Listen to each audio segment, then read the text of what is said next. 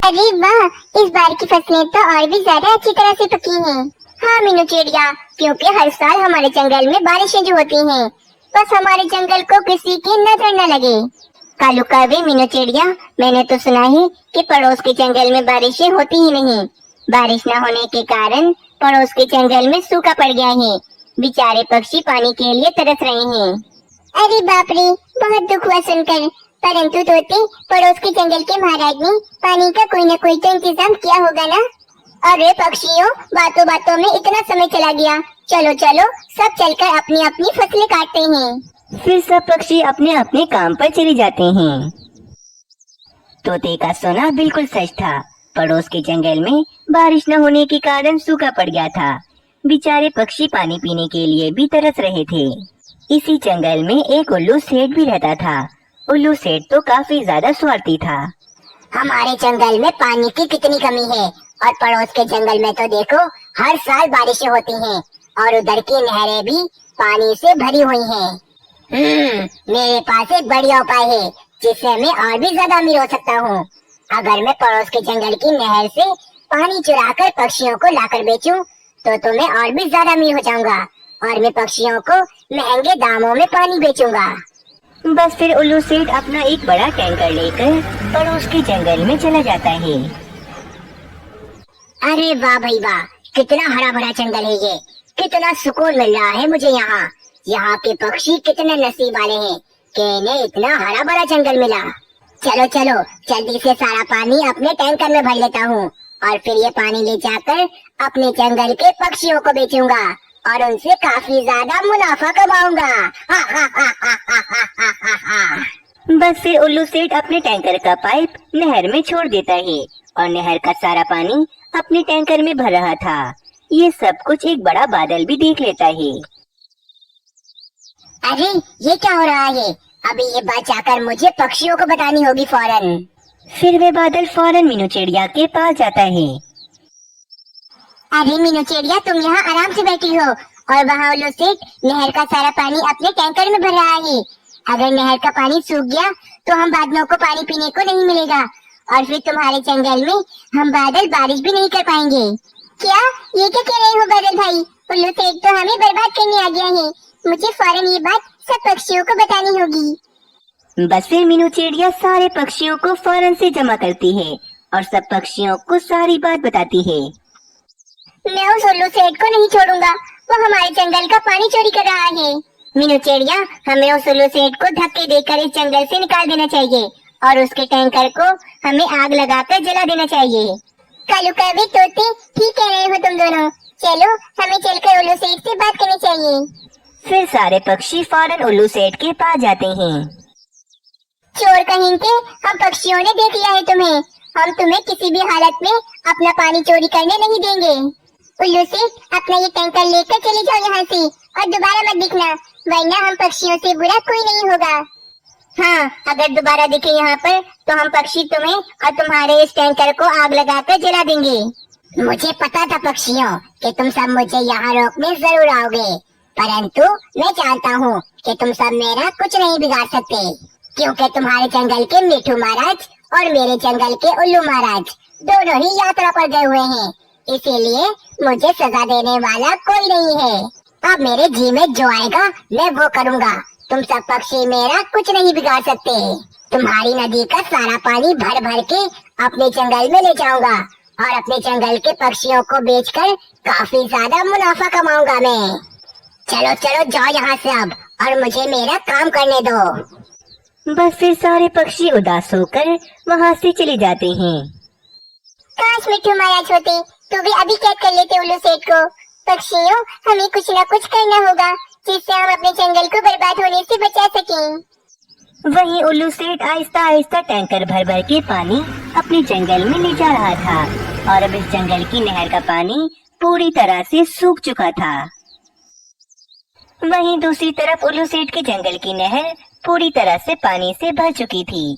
ये देखकर तो उल्लू सेठ काफी ज्यादा खुश था। अब मेरे जंगल में भी बारिशें होंगी, और मैं पक्षियों को इस नदी में पानी पीने और नहाने के पैसे लूंगा, और उनसे काफी ज्यादा मुनाफा कमाऊंगा। वहीं दूसरी तरफ सारे पक्षी उदास बैठे थे, कि अब क्या हो सकता है उनकी नहर का। उनकी नहर तो अब पूरी तरह से सूख गई है। बस फिर तभी वहाँ पर एक बादल आता है।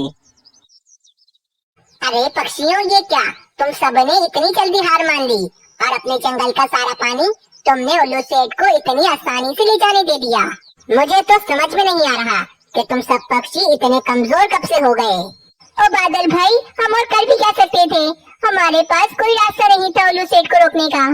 अरे पक्षियों, एक रास्ता है जिससे हम अपनी नहर का पानी ला सकते हैं वापस।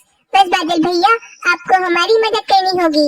कहो मीनू चिड़िया, मैं भला तुम्हारी क्या मदद कर सकता हूँ। बादल भाई, अगर आप अपने सारे बादलों के साथ दूसरे जंगल जाएं और उल्लू सेठ की नहर का सारा पानी पी लें और हमारे जंगल में आकर बारिशें कर दें, तो हमारे जंगल की नहरें दोबारा से भर जाएंगी और इस तरह आपको बारिशें करने का मौका मिल जाएगा और उल्लू सेठ की सारी मेहनत भी जाया हो जाएगी। अरे वाह, उपाय तो बहुत अच्छा है। बस बादल भाई, आप मना मत कीजिएगा। तुम सब पक्षी तो मेरे दोस्त हो, मैं भला तुम्हें दुखी कैसे देख सकता हूँ। मैं तुम्हारी मदद करने के लिए तैयार हूँ। अब देखो हम बादल मिलकर क्या करते हैं। बस फिर बादल अपने सारे बादलों को जमा करता है और सारे बादल गुस्से में दूसरे जंगल की तरफ चले जाते हैं।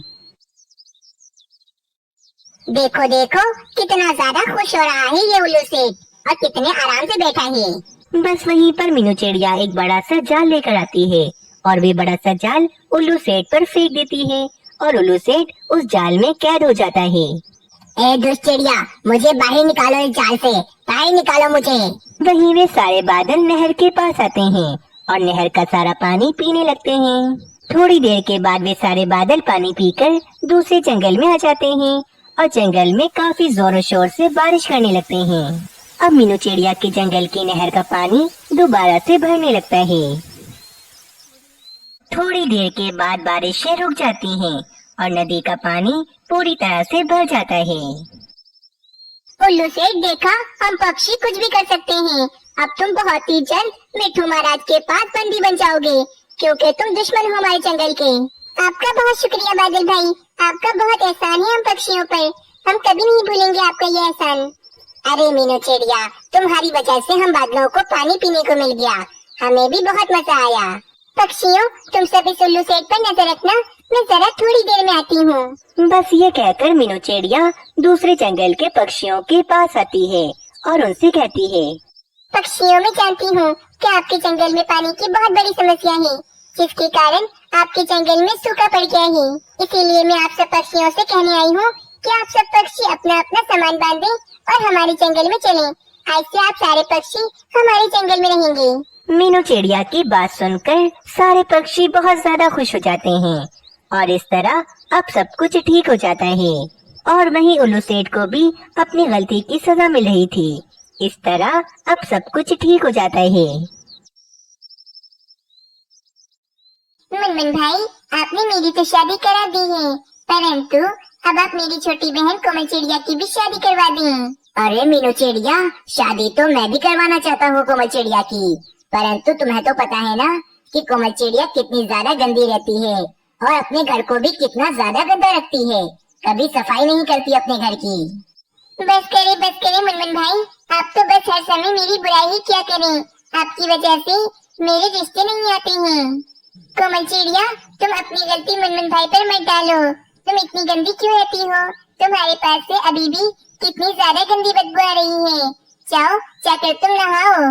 मीनू चिड़िया, मुझे कोई शादी वादी नहीं करनी है। जिस चिड़े को मुझसे शादी करनी है वे मुझे ऐसे ही पसंद करे। शादी के लिए मैं ठंडे पानी से कभी नहीं नहाऊंगी। मनमन भाई, आप इस कोमल चिड़िया को समझाएं। मेरे पास तो इसके लिए एक बहुत ही अमीर घर का रिश्ता है, लेकिन अगर वे अमीर चिड़ा कोमल चिड़िया को इस हालत में देखेगा तो कभी भी कोमल चिड़िया से शादी नहीं करेगा। कोमल चिड़िया, तुम्हारे गंदे रहने की वजह से काफी रिश्ते वाले मेरी बेइज्जती कर चुके हैं, लेकिन अब मैं कुछ नहीं जानता। जाओ जाकर तुम नहाओ और अच्छे से साफ सुथरी हो जाओ। अरे मीनू चिड़िया, समझाओ ना भाई को, मुझे शादी नहीं करनी है और तो और मुझे नहीं नहाना है। बस कोमल चिड़िया, जल्दी से जाकर नहा कर आओ, वरना मुझसे बुरा कोई नहीं होगा। मुनमुन चिड़े और मीनू चिड़िया के डर से कोमल चिड़िया नहर में नहाने चली जाती है। कुछ देर के बाद कोमल चिड़िया नहाकर बिल्कुल साफ हो जाती है। हाय रे कोमल चिड़िया, आज तुम कितनी अच्छी लग रही हो। बस हमेशा ऐसे ही रहा करो तुम। देखना मीनू चिड़िया, आज तो वे अमीर चिड़ा मेरी बहन को जरूर पसंद ही कर लेगा। थोड़ी देर के बाद कोमल चिड़िया को देखने रिश्ते वाले आ जाते हैं। आंटी जी, सोनू चिड़ी, ये रही मेरी छोटी बहन कोमल चिड़िया। अब बताएं, आपको मेरी बहन कैसी लगी? वाकई कोमल चिड़िया तो बहुत सुंदर लग रही है। हमें तो अभी रिश्ता बिल्कुल मंजूर है। मैं क्या कहती हूँ मनमन चिड़ी, देर किस बात की, अगले हफ्ते ही हम इन दोनों की शादी करवा देते हैं। आंटी जी, जैसी आपकी मर्जी, हम अगले हफ्ते ही इन दोनों की शादी करवा देंगे। फिर सोनू चिड़ा और उसकी माँ वहाँ से चले जाते हैं। मैं बहुत ज्यादा खुश हूँ कि आखिरकार कोमल चिड़िया की भी शादी पक्की हो गई है और अगले हफ्ते कोमल चिड़िया की शादी है। कोमल चिड़िया, कम से कम तुम शादी तक तो साफ सुथरी रहना, रोजाना नहाना, वरना तुम्हारी वजह से हमारी बहुत ज्यादा बेइज्जती हो जाएगी। हाँ कोमल चिड़िया, मीनू चिड़िया एकदम ठीक कह रही है। अब से तुम्हें रोजाना नहाना है और बिल्कुल साफ सुथरा रहना है। बस फिर इसी तरह एक हफ्ता भी गुजर जाता है। कोमल चिड़िया और सोनू चिड़े की धूमधाम से शादी भी हो जाती है। अरे वाह, आज तो मेरी बहू बहुत सुंदर लग रही है। कोमल चिड़िया, हमारा ये घर बहुत बड़ा और बहुत सुंदर है। मैं चाहती हूँ तुम इसे अपना घर भी समझो। इस घर की देखभाल करो और इसे हमेशा साफ सुथरा रखो, क्योंकि आज से ये घर तुम्हारा भी है। तुम्हें इस घर की जिम्मेदारियाँ अब संभालनी होंगी। अपनी सास की बात सुनकर कोमल चिड़िया मन ही मन सोचने लगती है। अरे ये माँ जी तो मुझसे पूरे घर की साफ सफाई का कह रही हैं। मैं भला कैसे करूँगी इतना बड़ा घर साफ? ना बाबा ना, मैं तो कुछ भी नहीं करूँगी। जब मैं अपने छोटे से घर को साफ नहीं करती थी, तो मैं यहाँ पर आकर इतने बड़े घर को कैसे साफ करूँगी? मैं तो कुछ भी नहीं करूँगी। अरे माँ, अभी तो कोमल चिड़िया हमारे घर में आई है और आप इसे सारी जिम्मेदारियाँ दे रही हैं। ये सब काम कर लेगी, आप बिल्कुल भी चिंता मत करें। अब तो कोमल चिड़िया की शादी को काफी दिन गुजर जाते हैं, परंतु कोमल चिड़िया ना तो नहाती और न ही घर की साफ सफाई करती।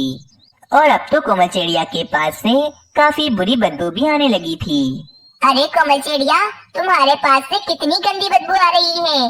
और जरा देखो तो मेरा ये घर कितना ज्यादा गंदा पड़ा है। तुम इस घर की साफ सफाई क्यों नहीं करती हो भाई? चलो चलो भाई, जल्दी से मेरे पूरे घर को साफ सुथरा करो और उसके बाद तुम भी जाकर नहा धोकर साफ सुथरी हो जाओ। मैं कोई नौकरानी नहीं हूँ जो मैं आपका पूरा घर साफ करूँगी। और मुझे नहाना बिल्कुल भी पसंद नहीं है। मैं कभी नहीं नहाऊंगी, मुझे तो पानी से डर लगता है। रुको कोमल चिड़िया, अब तो देखना मेरी मम्मा ही तुम्हें ठीक करेंगी, तुम्हें अच्छे से सबक सिखाएंगी। फिर सोनू चिड़ा अपनी माँ को बुला कर लाता है और उसकी माँ कोमल चिड़िया से कहती है।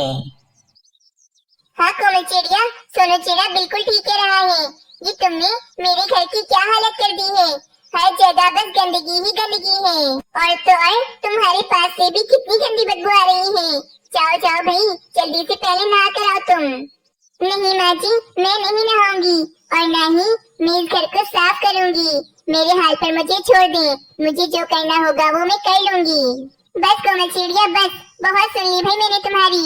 मुझे मेरा घर साफ सुथरा चाहिए, ना जाने मुझे ये गंदी बहू कहाँ से मिल गई। हाँ मम्मा, अगर मुझे पता होता तो मैं कभी भी इस गंदी चिड़िया से शादी नहीं करता। कोमल चिड़िया, आज मेरे कुछ दोस्त मुझसे मिलने घर पर आ रहे हैं, बस तुम उनके सामने मत आना। अगर उन सब ने तुम्हें देख लिया तो मेरी तो बहुत ज्यादा बेइज्जती हो जाएगी। और हाँ, घर में खुद साफ कर लूंगी, खाना भी मैं ही पका लूंगी। बस तुम यहीं पर ही बैठी रहना, यहाँ से कहीं मत जाना। थोड़ी देर के बाद सोनू चिड़े की माँ पूरे घर को अच्छे से साफ सुथरा कर देती है। कुछ ही देर के बाद घर में मेहमान पक्षी भी आ जाते हैं।